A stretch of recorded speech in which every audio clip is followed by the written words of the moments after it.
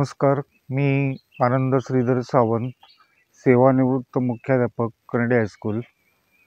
सध्या मी तालुका कणकवली, मुक्काम पोस्ट शिरवल, रातांबेवाडी या ठिकाणी वास्तव्यास आहे. कणकवलीपासून 7 ते 8 किलोमीटर अंतरावर असणाऱ्या या महारानावरती गेल्या 4 वर्षापूर्वी मी इथे एका वेगळ्या हेतूने, वेगळा दृष्टिकोन ठेवून इथे वास्तव्यास आलो.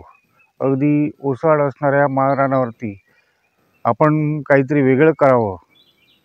बदलत्या ग्लोबल वॉर्मिंगच्या परिस्थितीत एक वेगळेपण निर्माण करावं आणि पर्यावरणपूरक जे नैसर्गिक वातावरण आहे ते टिकून राहावं, यासाठी मी गेली 3-4 वर्ष प्रयत्न करत आहे. हेतू आज की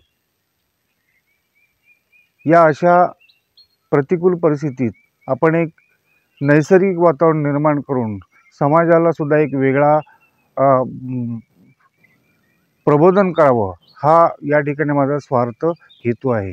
आणि त्या निमित्ताने मी या 53 गुंठे जमिनीमध्ये डोंगराळ भागात पूर्णतः व्यवस्थापन करून गोपालन आणि झिरो बजेट शेती आणि आपलं असणारं नैसर्गिक वातावरण कसं राहावं, या दृष्टिकोनातून एक छोटासा प्रयत्न करत आहे. सर, आपण सांगितल्याप्रमाणे या आपण गोशाळेमध्ये आपण आलोय, तर साधारण इथे किती गायी आहेत? इथे एकूण 4 मोठ्या गायी आणि 3 लहान कालवडी आहेत. आणि या पाठीमागचा हेतू आहे की आपल्या कोकणात बऱ्याच अंशी आता परदेशातील गायी आणल्या जातात, विशेषतः जर्सी वगैरे, आणि त्यामुळे त्याचे दुष्परिणाम वगैरे मोठ्या प्रमाणात ते आहेतच. पण दुसरा माझा हेतू आहे की आपल्या कोकणातील जी साधन संपत्ती आहे, उपलब्ध साधन संपत्ती आहे, ती कुठेतरी आता नष्ट होऊ पाहते. आणि त्या दृष्टीने आपल्या कोकणातीलच गायींचं पालन करायचं आणि त्यापासून त्या प्रजाती वाढवायचा, हा त्याच्या पाठीमागचा हेतू आहे. आता गायी पालन करण्याचं मुख्य कारण कोणतं की अलीकडे दुग्ध उत्पादन मोठ्या प्रमाणात होत आहे.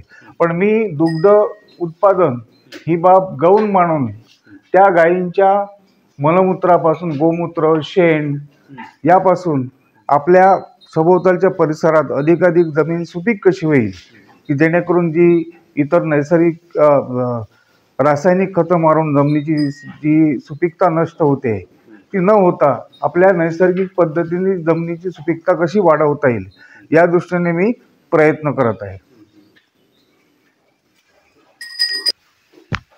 आणि आणखीन एक असं आहे की गीर जातीच्या गायी यांचं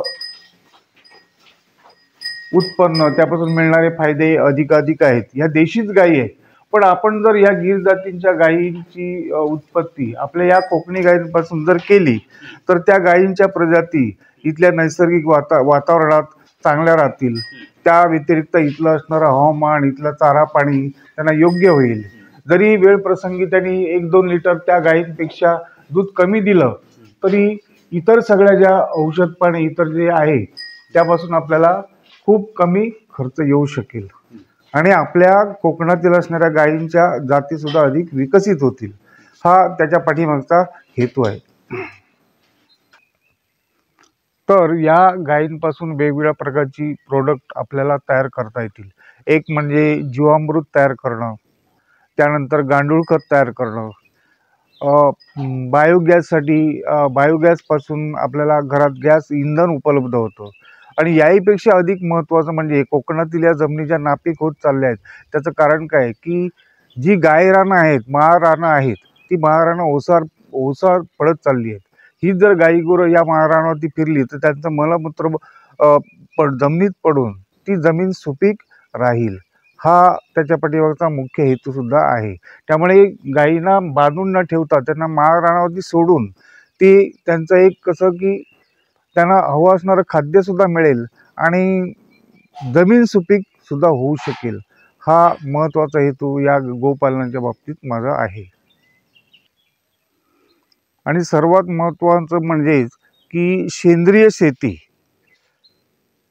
कशी असावी आणि त्यापासून मिळणारे फायदे कोणते हे लोकांना समजावेत या दृष्टिकोनातून या 10 गुंठ्यामध्ये मी साधारणतः पावसाळ्यात भात शेती घेतो, उन्हाळ्यात काही रब्बी पिकं घेतो, भाजीपाला, कोथिंबीर, मिरची किंवा इतर सगळे यापासून घेतो, जेणेकरून या पिकांपासून मिळणारी जी पिकं आहेत हे आपल्या आरोग्याला चांगले उपायकारक आहेत, हा त्याच्या पाठीमागचा हेतू आहे.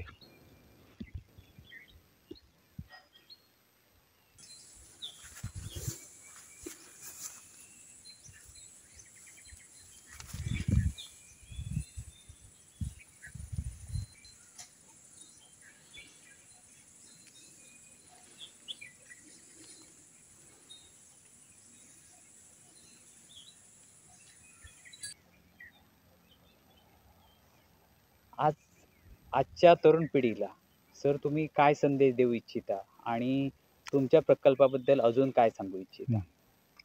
तर आजची तरुण पिढी बहुतांशी थोडंसं शिक्षण झालं की शहराच्या ठिकाणी धाव घेते, तिथे अगदी अल्प मोबदल्यात काम करत असते. आज पाहिले तर कोकणात बहुतांशी जवळजवळ 70% शेतजमीन ओस पडत चाललेली आहे.